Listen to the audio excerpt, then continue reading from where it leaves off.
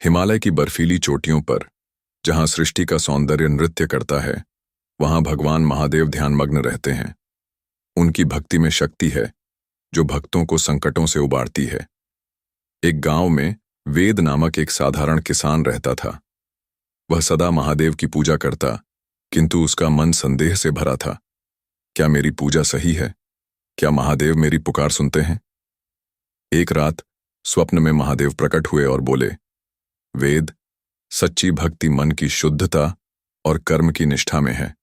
मेरे पास चल, मैं तुझे मार्ग दिखाऊंगा। वेद सुबह उठा और हिमालय की ओर चल पड़ा। वेद ने कठिन यात्रा शुरू की। रास्ते में जंगल, नदियां और खतरनाक चट्टानें थीं।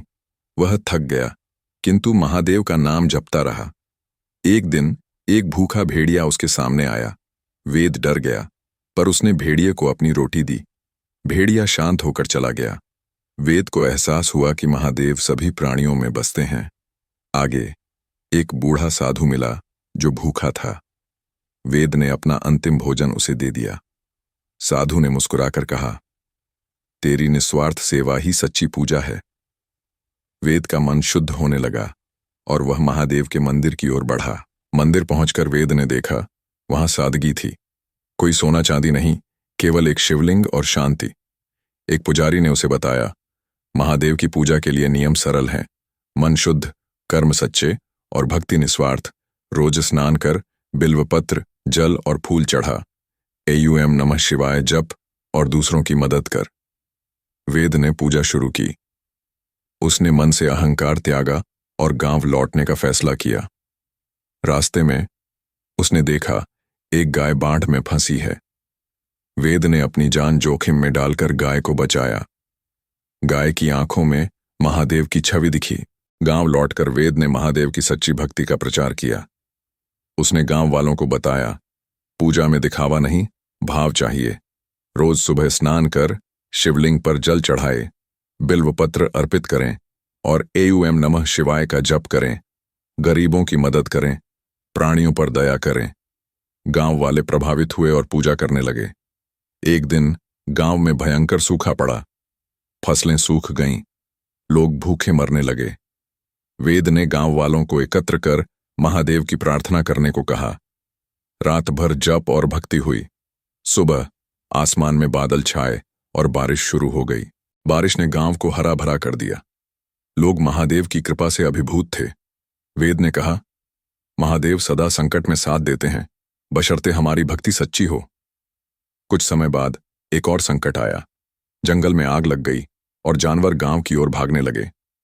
लोग डर गए, किंतु वेद ने हिम्मत नहीं हारी। उसने गांव वालों को एकत्र कर आग बुझाने का प्रयास शुरू किया। सभी ने मिलकर नदी से जल लाकर आग पर डाला। रात भर मेहनत के बाद आग बुझ गई। जानवर और गांव दोनों सुरक्षित थे। लोग समझ गए कि महादेव की शक्ति एकता में है। वेद की भक्ति की खबर दूर दूर तक फैली। एक बार एक बीमार बच्चे की मां वेद के पास आई। उसने कहा, वेद से प्रार्थना की। वेद ने बच्चे को मंदिर ले जाकर महादेव के चरणों में रखा। उसने रात भर महामृत्युंजय मंत्र का जप किया। सुबह बच्चा स्वस्थ हो गया। मां की आंखों में आंसू थे। उसने कहा, महादेव ने मेरे बेटे को बचा लिया। वेद ने जवाब दिया, यह तुम्हारी श्रद्धा और महादेव की कृपा है। गांव में अब हर घर में शिवलिंग की पूजा होने लगी। लोग गरीबों को भोजन, कपड़े और आश्रय देने लगे। एक रात गांव में चोरों का हमला हुआ। लोग डरकर मंदिर में इकट्ठा हुए। वेद ने सभी को शांत किया और महादेव का ध्यान करने को कहा। अचानक एक तेज रोशनी मंदिर से निकली। चोर डरकर भाग गए। गांव वासियों ने देखा, मंदिर में एक त्रिशूल चमक रहा था। वे समझ गए कि महादेव स्वयं उनकी रक्षा कर रहे थे। वेद ने कहा, महादेव सदा अपने भक्तों के साथ हैं, बस हमें सच्चे मन से पुकारना है। गांव अब समृद्ध और शांत था। लोग महादेव की भक्ति में डूबे रहते थे। वेद की उम्र बढ़ने लगी। एक दिन वह मंदिर में ध्यान कर रहा था। महादेव स्वयं प्रकट हुए और बोले, वेद, तूने सच्ची भक्ति का मार्ग दिखाया। तेरा जीवन मेरे भक्तों के लिए प्रेरणा है। वेद ने हाथ जोड़कर कहा, प्रभु, यह सब आपकी कृपा है। महादेव ने उसे आशीर्वाद दिया और अंतर्धान हो गए। वेद ने अंतिम सांस तक गांव वालों को भक्ति का मार्ग सिखाया। उसकी मृत्यु के बाद गांव वाले मंदिर में एक शिवलिंग स्थापित कर उसका नाम वेदेश्वर रखा। आज भी वह मंदिर भक्तों के लिए तीर्थ है। यह कथा सिखाती है कि महादेव की पूजा में सादगी, शुद्धता और निस्वार्थता जरूरी है। रोज स्नान, बिल्वपत्र, जल और एयूएम नमः शिवाय जप से मन शांत होता है। गरीबों की सेवा, प्राणियों पर दया और एकता से महादेव प्रसन्न होते हैं। संकट में वे सदा साथ देते हैं, चाहे वह सूखा हो, आग हो या बीमारी।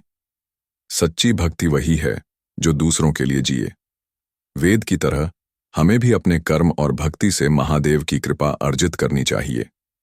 उनकी शक्ति हर प्राणी में बसती है। महादेव की कृपा अनंत है। वे न केवल मनुष्यों बल्कि सभी प्राणियों के रक्षक हैं। वेद की कहानी हमें सिखाती है कि सच्ची पूजा में कोई दिखावा नहीं होता। मन का अहंकार त्याग कर दूसरों की भलाई के लिए जीना ही महादेव का सच्चा आशीर्वाद है। गांव वाले आज भी वेदेश्वर मंदिर में जाकर प्रार्थना करते हैं और महादेव की कृपा पाते हैं। ये कथा हर भक्त को प्रेरित करती है कि संकट में हिम्मत और भक्ति से महादेव सदा साथ देते हैं। एयूएम नमः शिवाय। वेद की कहानी गांव से निकलकर दूर दूर तक फैली। लोग हिमालय के उस मंदिर में आते जहां वेद ने भक्ति सीखी थी। वहां का पुजारी भक्तों को बताता, महादेव की पूजा में नियम आसान है, स्नान, बिल्वपत्र, जल और मंत्र जप, किंतु सबसे बड़ा नियम है दूसरों की सेवा। भक्त मंदिर से प्रेरणा लेकर लौटते और अपने गांवों में गरीबों की मदद करते। महादेव की कृपा से कई संकट टल गए। एक बार एक भक्त ने बाढ़ में फंसे पक्षियों को बचाया। उसे महादेव का आशीर्वाद मिला। इस तरह महादेव की भक्ति संसार को जोड़ती रही। वर्षों बाद वेदेश्वर मंदिर एक बड़ा तीर्थ बन गया। हर साल भक्त वहां एकत्र होते और महादेव की कथा गाते। वे वेद की भक्ति और महादेव की कृपा की कहानियां सुनाते।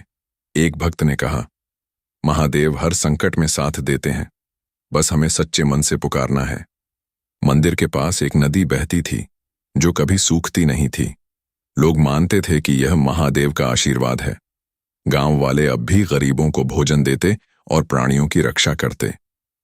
महादेव की भक्ति ने उनके जीवन को समृद्ध और शांत बनाया।